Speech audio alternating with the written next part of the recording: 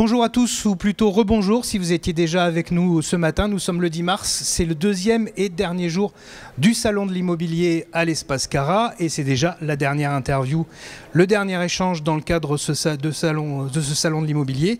Et le dernier intervenant qui est avec nous, c'est vous, Benjamin Barato. Bonjour. Oui, bonjour. Merci beaucoup d'être avec nous. Vous êtes aux commandes d'une société qui s'appelle Les Éternelles Rénovations.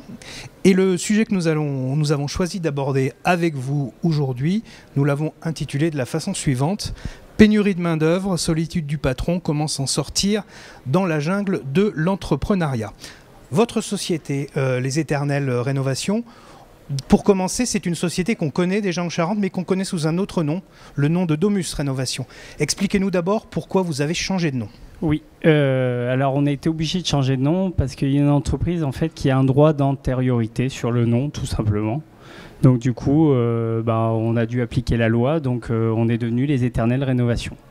Donc aujourd'hui, il faut dire Les Éternelles Rénovations et plus Domus, même si, totalement. Comme les habitudes ont la vie dure, on risque de le dire encore un petit moment, en tout cas dans les esprits. Mais sur le papier, on dit aujourd'hui Les Éternelles, c'est ça? Totalement. Mais bon, mes clients me connaissent souvent sous mon prénom, Benjamin. Bon. Votre champ de compétences, très précisément, expliquez-nous un peu, que faites-vous? Que fait cette entreprise? Cette entreprise, en fait, elle a à cœur de faire de la rénovation clé en main. En rénovation générale, quasiment tout corps d'état.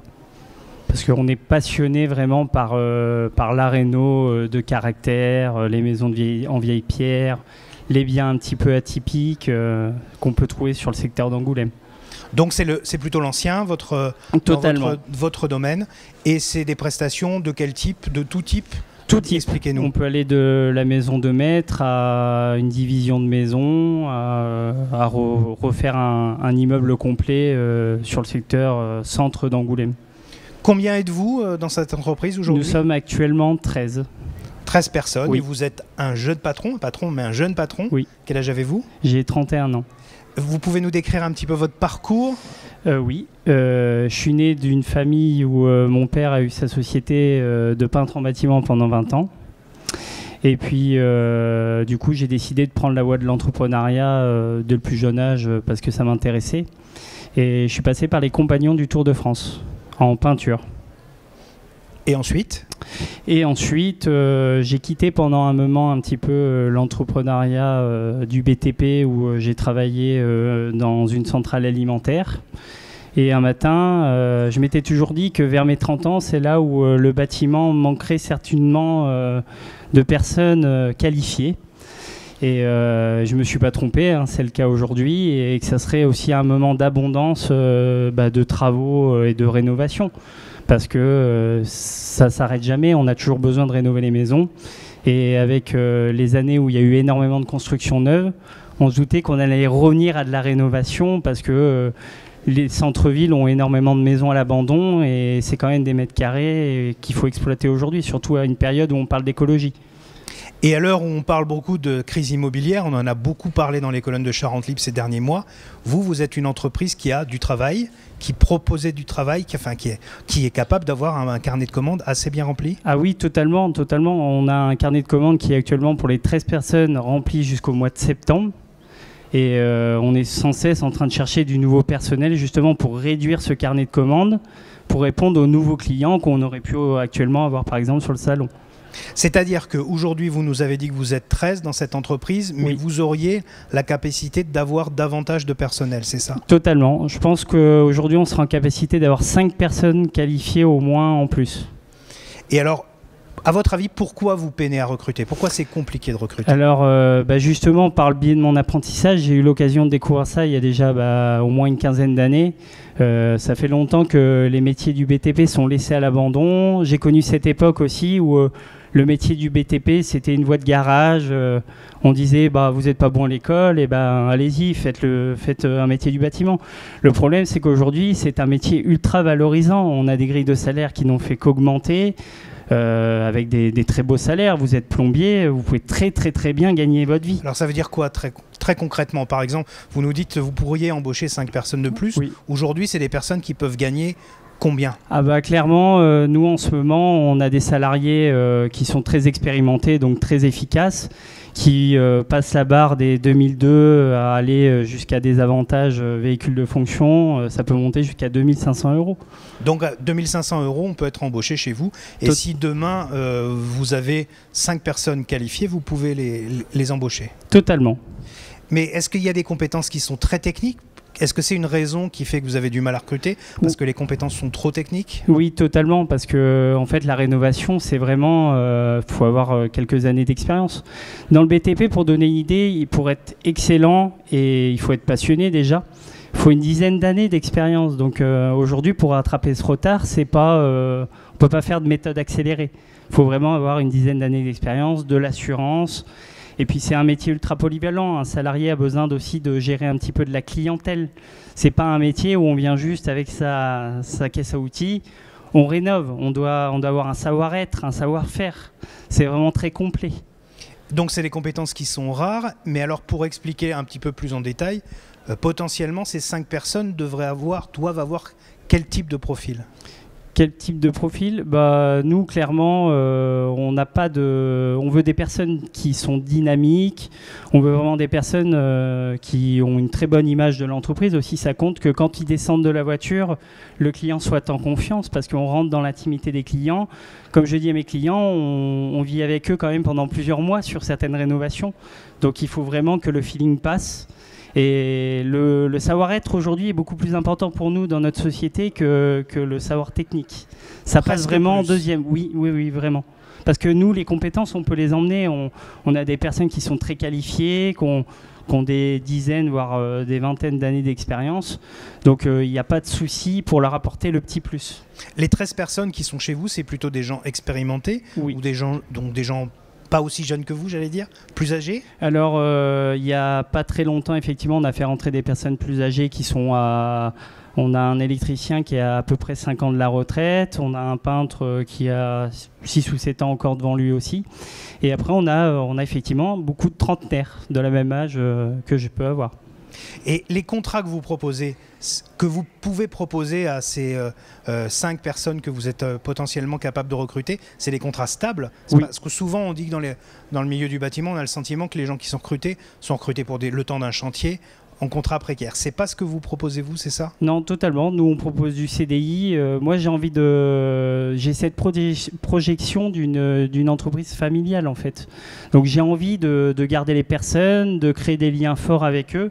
Et ils sont porteurs de l'entreprise. C'est un petit peu ce qu'on a oublié aujourd'hui dans le monde actuel, je pense. C'est que quand on rentre dans une entreprise, eh ben, on peut aussi encore y faire des carrières longues. On peut être investi dedans. On peut aller loin. Et nous, c'est ce qu'on souhaite. Moi, j'essaierai toujours de me battre pour l'entreprise pour qu'on aille dans ce sens-là. Quand on a discuté ensemble en amont de cet entretien, vous avez utilisé un terme pour raconter un peu ce que vous vivez au quotidien en tant que chef d'entreprise. Vous avez utilisé le terme qui est donc dans l'intitulé d'aujourd'hui de solitude du patron. Ça veut dire que vous, aujourd'hui, jeune patron, jeune chef d'entreprise, vous vous sentez un peu seul face à cette difficulté-là ? Oui, totalement. Dans plein de secteurs, moi, je suis personnellement ce sentiment d'abandon. Parce qu'il y a une époque, quand on commençait son entreprise, on avait un stage obligatoire à la Chambre des métiers, qui aujourd'hui n'est plus obligatoire. Donc, on commence déjà difficilement, on monte sa boîte, on fait les papiers, on est déjà chef d'entreprise. Bah, je pense pas que c'est pas aussi simple que ça. Ça demande une multitude de compétences. Donc par ce manque d'informations et de connaissances, j'ai l'impression qu'on pousse un certain nombre d'entreprises à ne pas réussir. Et je trouve que c'est un goût amer. Moi, j'espère, et j'en parle souvent à ma compagne un matin, c'est trouver un mentor, quelqu'un qui a eu son entreprise du BTP, qui a eu beaucoup de salariés et qui saurait me transmettre des informations précieuses et qui m'éviterait de faire des erreurs qui me font perdre du temps. Mais concrètement, ça veut dire que ce qui vous manque aujourd'hui, c'est quoi, des éléments pour être gestionnaire, pour gérer un planning, pour totalement du management, c'est quoi qui vous manque? Diverses questions, ça peut être aussi bien ça que est-ce que c'est bon d'avoir une trop grosse trésorerie, pas bon d'en avoir une trop faible, c'est plein de domaines, comment on peut gérer au mieux nos stocks, comment on peut au mieux gérer le nombre de salariés, parce que ça nous est arrivé chez nous de s'apercevoir à des moments que on était en sous-régime du nombre de salariés. Il y a eu des fois où on s'est aperçu qu'on avait un peu trop de personnes. Donc naviguer entre le bon système n'est pas évident quand on n'a pas des connaissances sur du long terme. Parce que j'ai eu l'occasion de discuter avec des chefs d'entreprise où on s'aperçoit qu'une entreprise, c'est vraiment comme une montre. Il y a un rouage, il y a vraiment... c'est pas... comment dire ça c'est cyclique, ça revient souvent. Donc une fois qu'on a compris comment ça fonctionne, on y arrive mieux à le gérer. Les organismes professionnels, je pense, je sais pas, je dirais la CAPEB, le MEDEF, ils sont pas là pour vous aider face à ce type de difficultés que vous nous décrivez aujourd'hui ? Je pense qu'ils essayent au mieux de faire ce qu'ils peuvent, mais le problème pour moi, c'est que je pense que c'est un petit peu trop académique. Vous avez du mal donc à vous y retrouver un petit peu dans les méandres de l'administration ? Et parce que vous n'avez pas été formé pour ça, c'est ça ? Totalement. Par exemple, sur les premiers salariés qu'on recrute, clairement, on prend notre premier salarié, on peut le recruter et on ne sait pas tout ce que ça engendre derrière, quels vont être les coûts, quelles vont être les attentes, quelles vont être les démarches à faire dans les différents organismes, parce qu'il faut sans cesse se remettre à jour selon le nombre de salariés qu'on a pour être dans la bonne réglementation. On a parlé des organismes professionnels, mais je sais pas, l'État, les élus locaux, ils apportent pas de soutien. Il n'y a pas des cellules qui existent au sein des collectivités pour vous accompagner ? Pas ce que je sache aujourd'hui. Pour ce qui concerne tous ces organismes un petit peu de l'État, pour ma part, j'ai vraiment l'impression qu'ils nous abandonnent un petit peu, nous, les petites entreprises. Parce qu'aujourd'hui, par exemple, pour vous donner une idée, alors c'est pas sur l'ensemble des salariés, mais ça m'est arrivé de faire entrer 1 ou 2 salariés qui peuvent mettre l'entreprise en danger par leur manque de compétences, par divers domaines où ils peuvent se tromper sur des chantiers. Donc aujourd'hui, c'est problématique de se dire qu'on peut créer une entreprise et on peut la perdre demain, pas parce qu'on est mauvais gestionnaire de l'entreprise, mais parce qu'on n'a pas recruté les bonnes personnes. Et ça, c'est fortement dommage.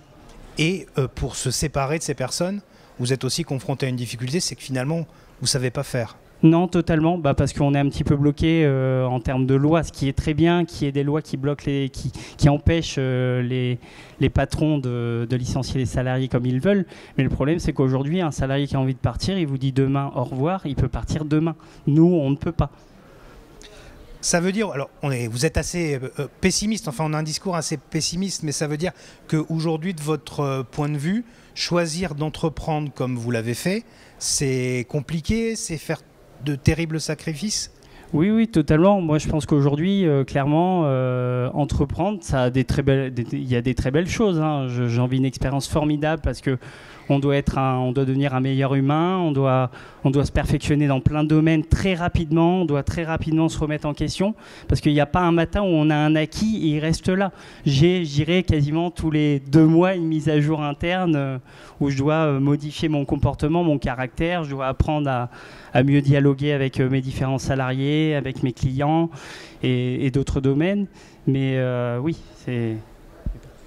Et aujourd'hui, donc, avec l'expérience que vous avez, ces 6 années à la direction de cette entreprise, est-ce que vous avez envie de donner des conseils à un jeune de 25 ans, un peu plus jeune que vous, qui se lance ? Qu'est-ce que vous auriez envie de lui dire pour bien se préparer et pour éviter d'affronter les problèmes que vous rencontrez aujourd'hui ? Eh bien, clairement, moi, je leur conseillerais, pour certains, si j'ai le temps, de m'appeler parce que je leur donnerai franchement des conseils avec grand plaisir parce que j'ai pas eu cette chance-là et j'aurais aimé l'avoir.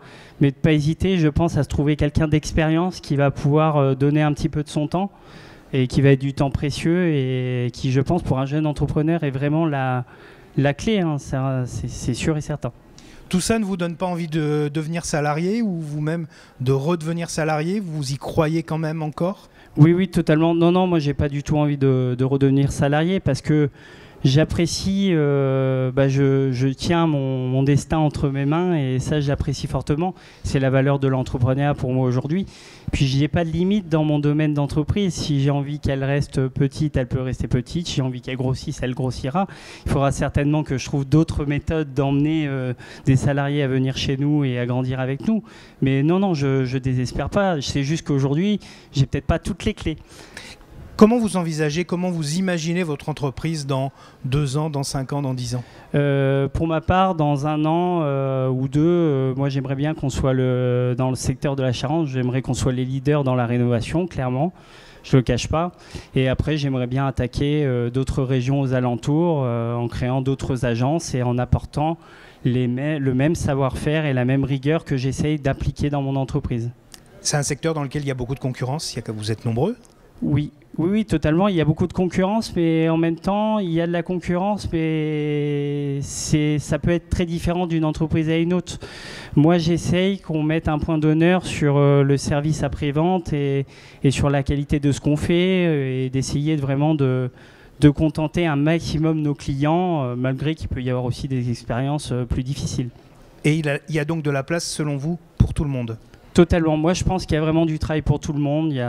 Quand on voit le parc immobilier à rénover, il n'y a pas de limite. Je pense qu'il y a du boulot pour toutes les entreprises. Et quand on voit le nombre d'entreprises qui ferment, de toute façon, il n'y aura jamais assez d'entreprises pour qu'il n'y ait pas assez de boulot. Merci beaucoup Benjamin Barato d'avoir répondu à nos questions. Merci à tous de nous avoir suivis ici à l'Espace Cara et à vous derrière votre écran d'ordinateur ou votre téléphone. C'était donc la dernière conférence de ce salon de l'immobilier 2024. Merci à tous de nous avoir suivis et on se retrouve l'année prochaine. À bientôt.